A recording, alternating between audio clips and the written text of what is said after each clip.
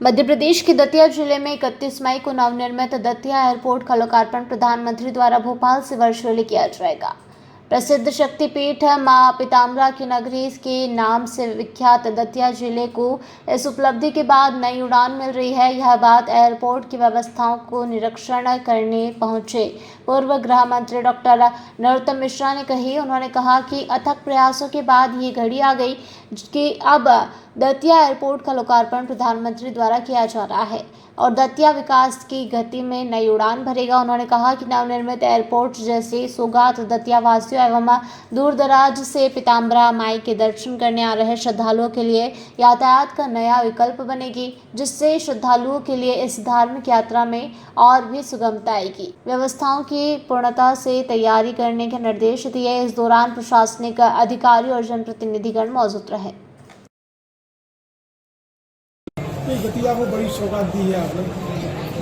सबसे पहले मैं अंतर्मन से, तहे दिल से माननीय प्रधानमंत्री जी का आभार व्यक्त करना चाहता हूं। एक ऐसी सौगात दतिया को दे रहे हैं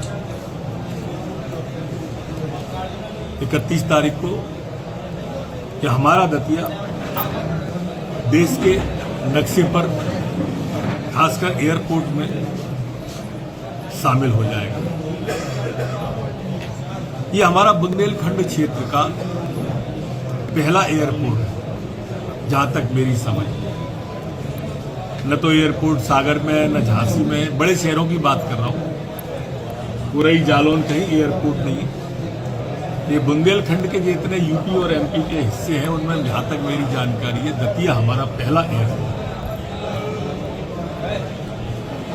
प्रधानमंत्री जी ने जो कहा सो करके दिखा दिया। जो सबसे पीछे है, जो सबसे नीचे है, उनके लिए पहले है। ये बुंदेलखंड जो कभी पिछड़े के नाम से जाना जाता था, जो कभी सूखे के नाम से विख्यात था, आज केन बेतवा आ जाने के बाद से जल में, बुंदेलखंड हाईवे आ जाने के बाद से थल में, हवाई आ जाने के बाद से नभ में, जल थल नभ, बुंदेलखंड में तीनों की ये लंबी उड़ान है।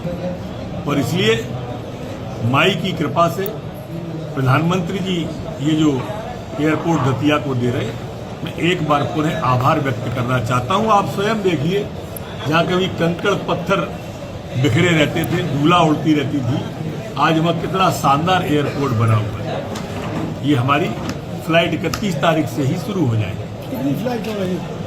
ये भोपाल से दतिया, दतिया से खजुराहो, खजुराहो से दतिया, दतिया से भोपाल। इस तरह से ये प्रारंभ की शुरुआत है और माई चाहेगी तो ये लगातार बढ़ता हुआ जाएगा। क्योंकि यह इलाका ऐसा है कि ये पूरा यूपी का भी झांसी वाला इलाका, वो पूरा का पूरा ये हमारा दतिया कैचअप करेगा।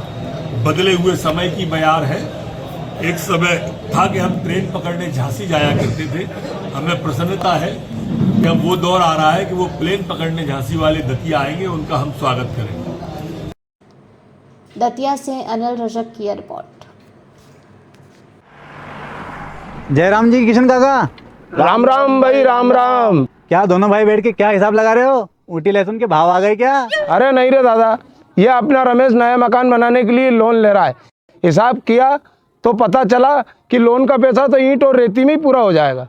और अभी तो सीमेंट लानी है, सलिया लाना है और तो ठेकेदार को भी पैसे देने हैं। मेरे तो कुछ समझ में ही नहीं आ रहा कि कैसे बनेगा मेरा नया मकान। अरे किशन काका, कहाँ इन रेत सीमेंट और लाल ईंटों के चक्कर में पड़ रहे हो? मेरी बात मानो तो अपने घर को बाबजी एएसी ब्लॉक से बनवाओ।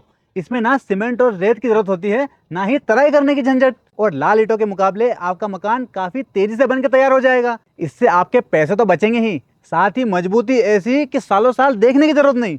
और इससे आप अपना मकान ही नहीं, कुएं और खेत की बाउंड्री वॉल भी बनवा सकते हो, जिससे रोजड़ों की समस्या भी खत्म हो जाएगी। वाह भाई, ये तो कमाल की चीज है। फिर तो मैं अपना घर बाबजी ब्लॉक से ही बनवाऊंगा। और मैं अपने खेत की बाउंड्री वाल। ज्यादा जानकारी के लिए स्क्रीन पर दिए गए नंबर पर अभी कॉल करें। बाबजी एएसी ब्लॉक्स, स्टील से मजबूती।